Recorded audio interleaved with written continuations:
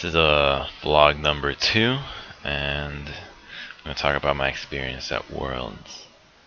Now, as you know, I did a round table at Worlds in which me, Snoopy, the Ficio from Ninjas in Pajamas, and the Zion Spartan, as well as Voyboy, came in and we talked about what we thought was going to happen at Worlds, and our predictions, and what we're going to do, how we thought the teams would fare against each other.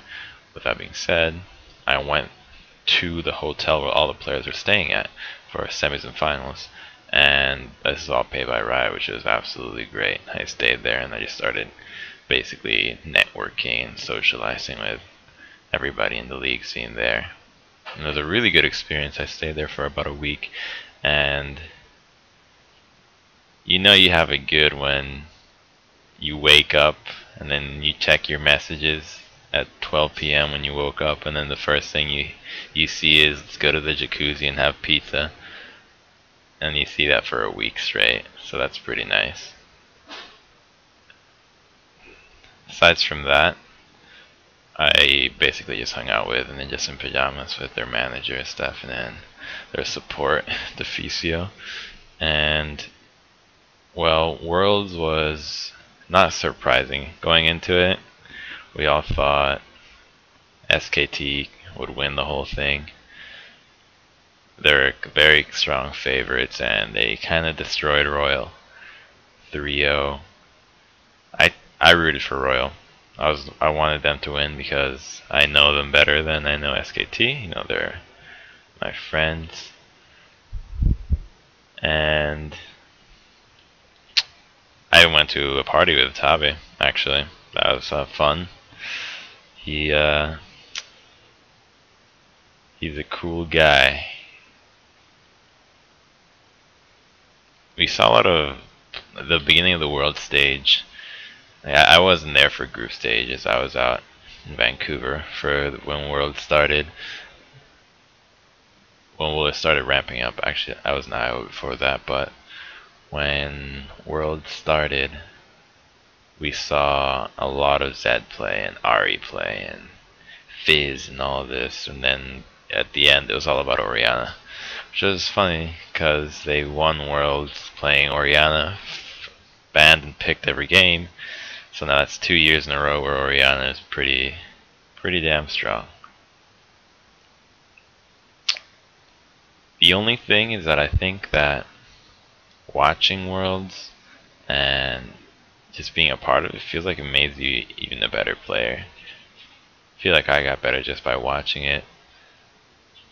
And then I've been practicing a lot on my shot calling and being able to say what I'm going to do and how to do it and all that.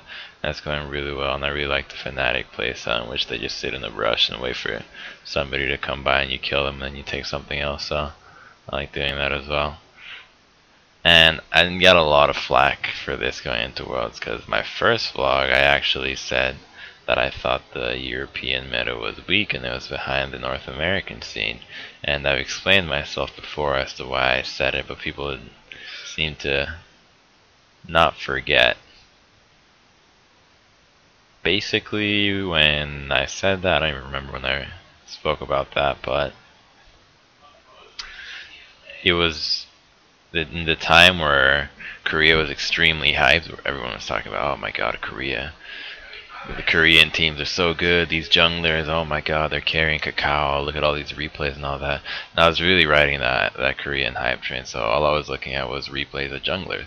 I just wanted to improve my jungle game as a whole, and I didn't really look at strategy or mid laners or anything else. All I cared about was looking at junglers, and the playstyle that I saw in Europe was not one that I particularly liked, in which revolves the jungler and mid lane a lot.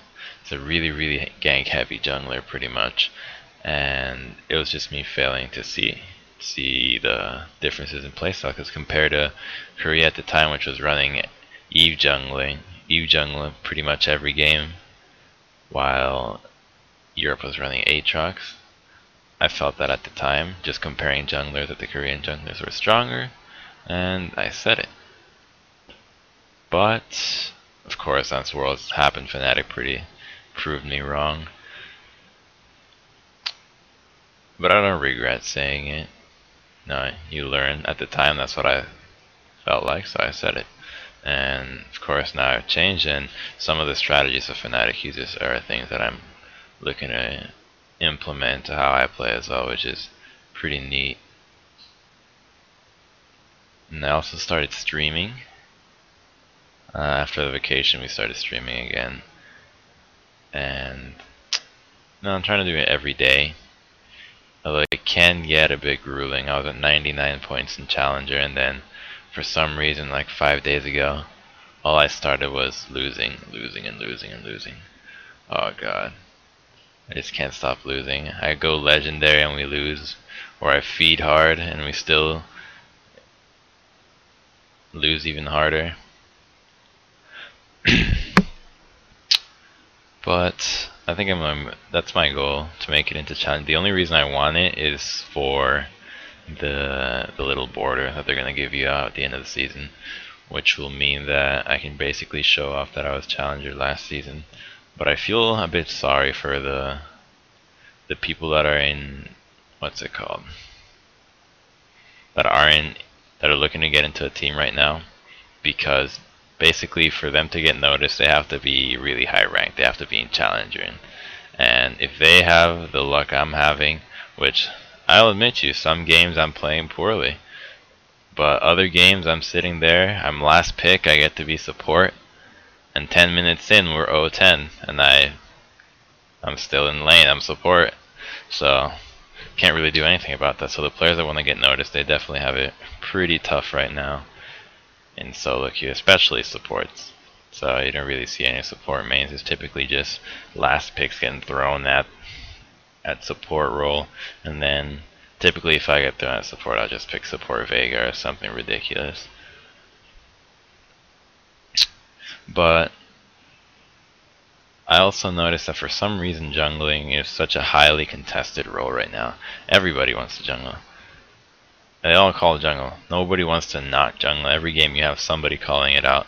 And it surprised me because before it was all about the solo lanes, now it's all about the jungle. Which is annoying because I want to jungle all the time, and since I keep dropping points, I get lower and lower placements, so I don't really get to say if I get to jungle. And it just snowballs even harder. But speaking of getting on teams, we're also hosting tryouts right now, which means that we're looking for top laners, and it's difficult, to be honest, finding a top laner right now. Not because I'd say they're scarce or scarce, but because we're looking to get a new top laner. We're having the tryouts, but we're just coming back from a break, so when you look for a top laner, you'd expect your own team's play, your remaining 4 members, to have impeccable play, so it's easy to see how the top laner fares out. But if we're all making mistakes, then it's a lot harder to say, how well is he doing, because everybody else is messing up. But I think we'll end up getting who we want in the end. Who we think is a good fit. We probably won't have to settle down.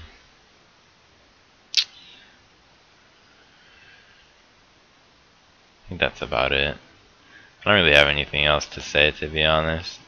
Started working out and everything, and then it's been a while since I get to wear real pants. Pretty much wake up every day and just wear sweatpants. Not sweatpants, pajama pants. And that's kind of the life we're all looking for. So thanks for watching this vlog.